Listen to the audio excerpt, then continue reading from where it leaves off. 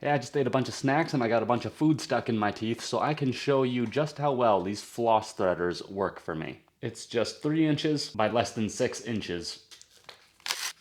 It's nice that it comes with this small carrying case that keeps them clean and organized. It has an easy to use pop-up lid, and the threads themselves are made of a very flexible but durable plastic. And with the thread resting on the tape measure here, it stretches out to about 3 1/4 of an inch. So when you're using the floss threader, you really don't use too much string. Let's see how much I usually use. So it looks like I pulled out about 18 inches of string. Now I'm going to take the floss and stick it through the threading loop right here, and then stop halfway as I pull it through.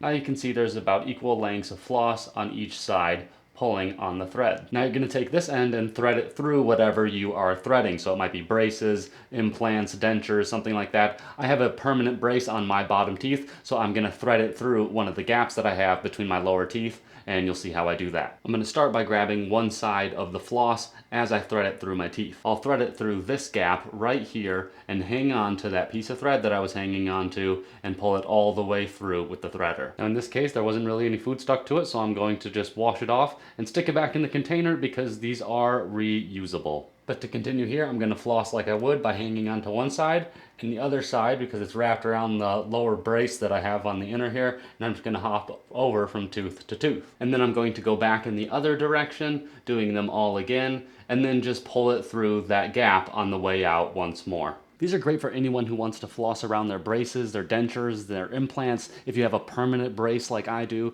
but they're also going to be really good for anyone who wants to recycle their floss threaders, because there are some products out there that are single use, so these might be a little bit more environmentally friendly. Even though they're plastic, you can reuse them because of that. And if there's any negatives to them, it would be nice if they had a little bit of flavor to them.